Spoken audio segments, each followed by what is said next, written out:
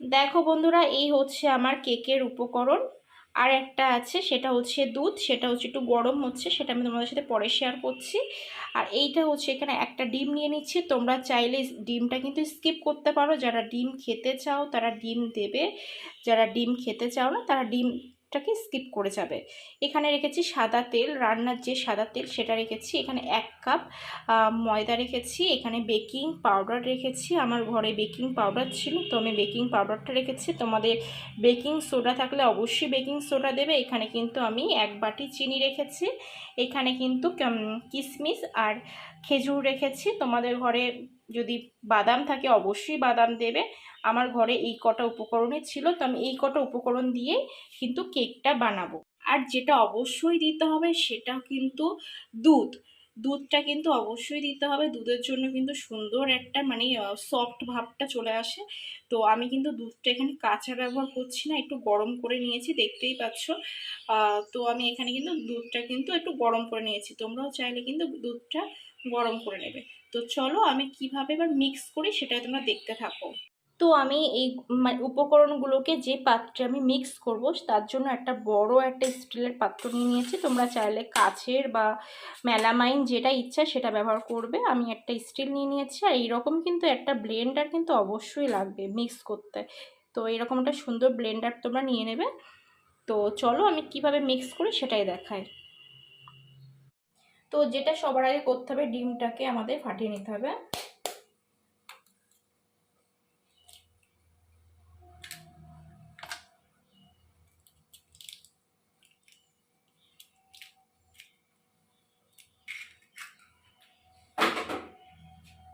তারপরে যেটা করতে হবে, সাদা তেলটা ডিমের মধ্যে দিয়ে দিতে হবে।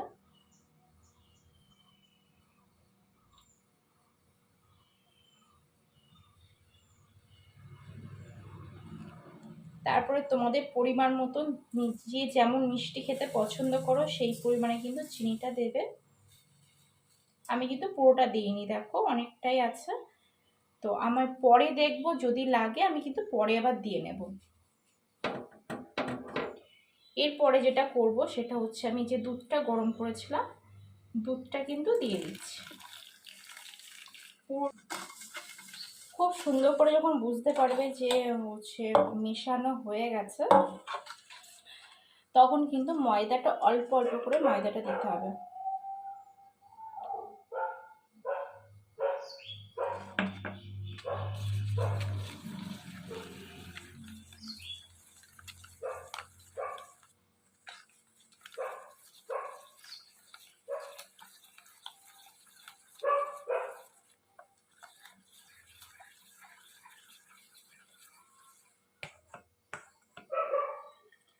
মিক্স করতে করতে আমি যে ড্রাই ফ্রুটগুলো রেখেছি সেটাও দিয়ে দিচ্ছি।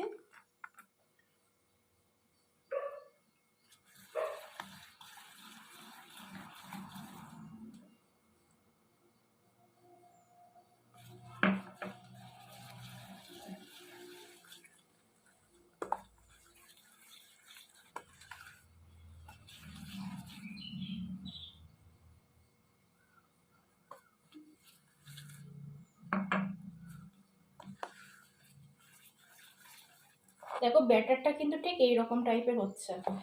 তো সুন্দর করে কিন্তু এটা আমাদের ব্লেন্ড করতে হবে।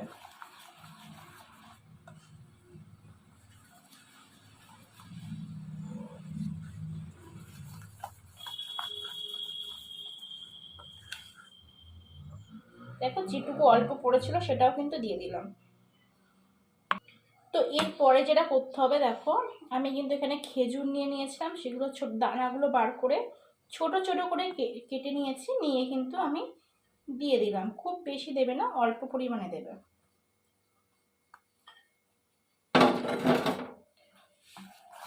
দিয়ে ওই একই প্রসেসে কিন্তু সুন্দর করে ব্লেন্ড করে নিয়ে আসতে হবে। যত বেশি ভালো ব্লেন্ড হবে না তত সুন্দর ফুলবে বিষয়টা।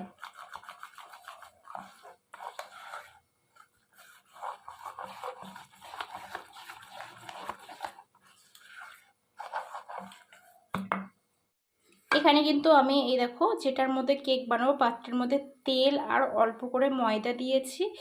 তেল আর ময়দা দেওয়ার কারণ হচ্ছে যাতে মানে কেকটা না জড়িয়ে যায়, না ভেঙে যায়, তাই জন্য।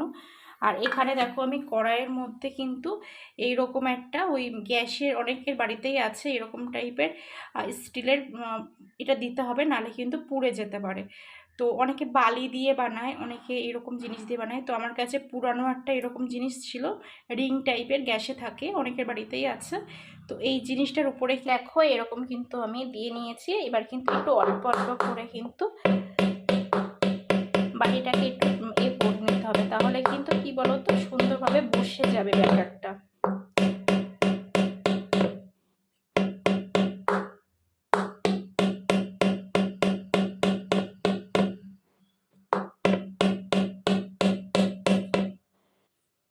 এবারে কিন্তু আমি বসিয়ে দেব এবং আমি আধ ঘন্টা পর্যন্ত অপেক্ষা করব। চলো 1/2 ঘন্টা পরে ফিরে আসছি। তো দেখো এই হচ্ছে আমার কেকটা, কিন্তু দেখো সুন্দর ফুলে গেছে, সাইডে কালারও চলে এসছে, অল্প অল্প কালার চলে এসছে সাইডে। তো চলো এবার আমি গ্যাসটা কিন্তু অফ করে দেবো। তারপরে কিন্তু আমি একটু পরে যখন ঠান্ডা হয়ে যাবে তারপরে কিন্তু কেকটাকে বার করব, না হলে কিন্তু কেকটা ভেঙে যাবে যেহেতু গরম আছে। তো কেকটা যখন ঠান্ডা হয়ে যাবে কেকটা কিন্তু সুন্দর একটা মানে সুন্দর শেপে চলে আসবে। তো তোমরা অপেক্ষা করো, তো তারপরে ফিরে আসছি। দেখো এত সুন্দরভাবে মানে কেকটা উঠে গেছে না, একটুও লাগেনি। আর এই যে দেখো ফুল লুকটা হচ্ছে কেকের এইরকম, ধরো কিছুই দেওয়া হয়নি, সিম্পলের মধ্যে করেছি, তো এত সুন্দর হয়েছে। তো আমরা কেটে দেখি যে কতটা সফট হয়েছে। তো চলো দেখো তোমরা।